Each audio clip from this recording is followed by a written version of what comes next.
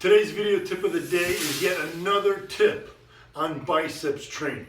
Well, let's face it, who isn't interested in building bigger biceps? They're the most impressive and most easy to see muscle on the body, and it's the one that people ask to see whenever they realize that you lift weights. They don't ask you to flex your delts or your pecs or your quads.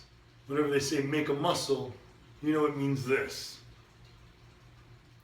Now, I talk a lot about building biceps peak and how to focus more attention on the outer biceps head or the inner biceps head. And the outer head is the one that makes up most of that peak.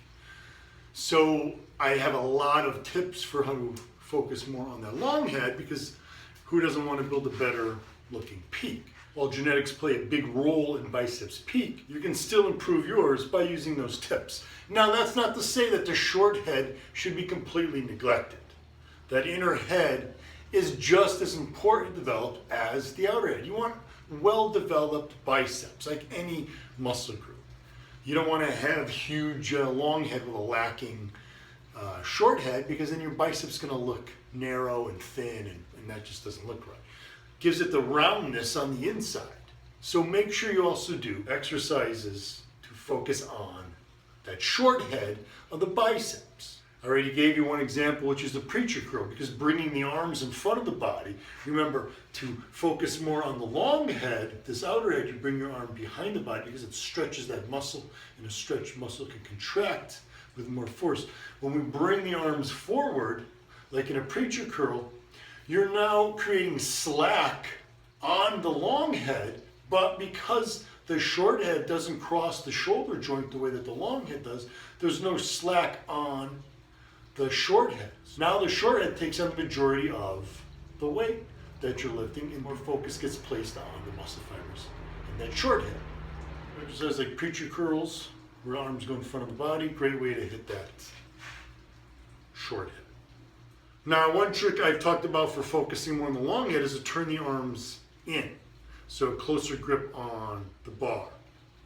When you curl with the arm turned in, due to the biomechanics, the long head takes on the majority of the load and becomes the muscle that gets the most emphasis. So now the opposite applies when you turn your arms out. So the trick I want to show you guys today is with barbell curls and using a wider grip to focus more on that short head. So with the barbell curl, now about a shoulder width grip, natural grip, has been shown with EMG studies where we look at the muscle activity involved, has been shown to be pretty even between the long head and the short head. The short head might even take on somewhat of the majority of the load in this position. But then to bring the hands closer, like I said, on the bar, so going more with a hip width grip, or closer even if you can. Standing gets a little bit cumbersome.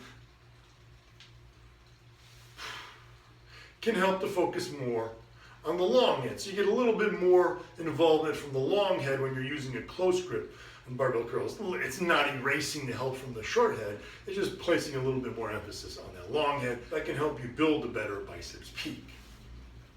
Now, going wider than shoulder width, starts turning the arms out, and that places more focus on that short head. So the key is always to develop well-balanced muscle. A muscle like the biceps, which has two heads, you want to focus on hitting both those heads fairly evenly, unless one of those heads is far more developed than the other, or you really want to focus on maximizing your peak development, or you have a great peak, but now you want to build some more thickness and want to maximize your development of the inner head or the short head. So you want to pretty much use a variety of grips on barbell curls. I typically mix it up a bit when I'm doing them. I find that I have to lift more with a wider grip. So I'll often start in with narrow, and for first set, second set, might go a little wider, third set might be at hip width, and then might do a final set with the arms a bit wider. Or if you find for some reason that you're quite the opposite and that you're stronger with a closer grip, you can go start wider and then work your way in. That way you're getting into a more biomechanical advantageous position with the arms so that you're getting in a stronger position. As you fatigue, you can continue getting more reps in that rep range that you're shooting for. But give that a try next time you train biceps. Hit me up on Twitter, Instagram, and Facebook to let me know how you like it. And as always, guys, be sure to stay Gym Army strong.